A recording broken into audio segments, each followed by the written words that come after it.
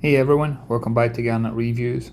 Today you join me in Hilton Head Island in South Carolina, checking out this 2019 Everglades 340 dual console. This is a new listing for Mark Ziegler Yacht Sales, and at the time of filming this, she was up for sale for $419,000. This would be a fantastic saving in both time and money compared to buying new. And not only do the engines have less than 150 hours on the clock, but the engines are still under warranty until the end of October 2025. And as you can see as I walk down the pontoon, this is the ultimate day boat. She is fast, she is comfortable, she is well equipped, and should be great for cruising, for fishing, for diving, for using as a party boat, and so much more. This particular example is very well equipped. It's got a lot of optional upgrades included, beginning with the retractable canopy that you can see here over the aft cockpit. Boarding from here is easily done. You can step onto the bathing platform, and I like the fact that you've got access on both sides of the boat. So it doesn't matter what side the pontoon's on, you can easily step on board. And if we look at the engines, you'll see we've got a pair of Yamaha. These are 350 horsepower each. At the time of shooting this, they had 145 hours on the clock. And these should return you a speed somewhere close on 50 miles per hour, which will give you a fast cruising speed somewhere in the low 30s. And as we step into the aft cockpit, you'll soon appreciate the amount of space on board. This one measures in at 36 foot in length. She's got a beam of just over 11 foot and a bridge clearance of just under 9 feet. I like that there's a side utility door on the starboard side. This is great if you're into diving, but also good for fishing. You can bring the fish on board easier. And behind the seats along the transom, you'll see we've got a massive storage area. This would be great for fenders, for life jackets, for ropes, where everything can be easily stored, but very accessible as well. And I love the spacious seating that we've got here in the aft cockpit. The rear facing seats are obviously fixed in place, but the forward facing seats flip up and give you that option if you need additional deck space. There's also plenty of drinks holders. And note the chrome plate next to the speaker. There's a cockpit table on board, which I'll show you in a few seconds. That this can be relocated to the aft cockpit if you preferred. And then as you can see, you can lift these forward facing seats, single-handed operation. I like the fact that it's split in two, so you can have a 50-50 option if you wanted to. But with the seats lifted, there's far more room here for fishing. And speaking of fishing, we have got a 24-gallon circulating live well with a light and clear acrylic lid and a stainless steel friction hinge and latch. And then for additional storage, we've got an access hatch here on the deck.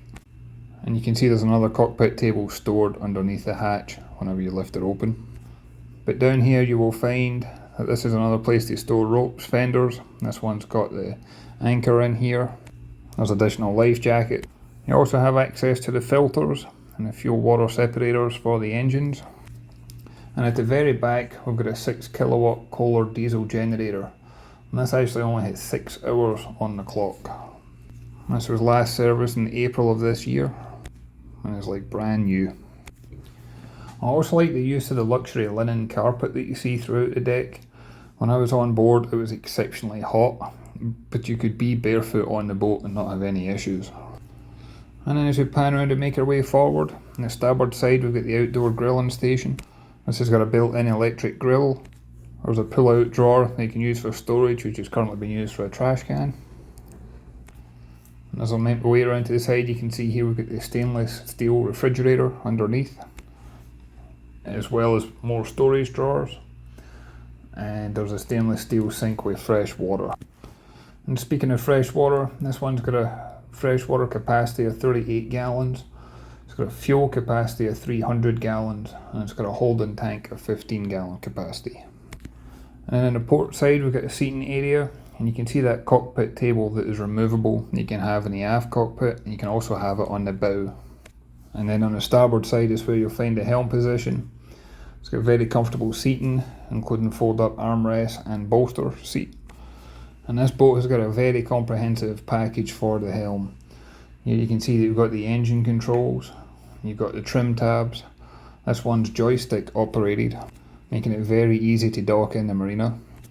You've got dual Garmin 7616 displays. These can be used for a wide range of applications, from chart plotter, fish finder, radar, and this is actually tied into the engine management system as well.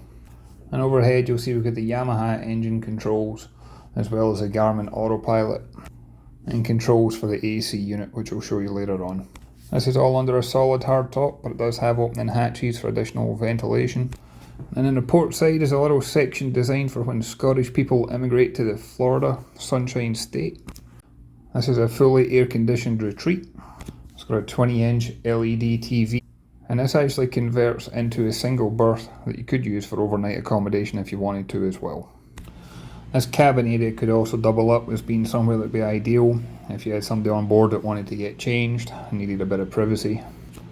Perhaps as you return to the marina, getting ready to head out for a meal.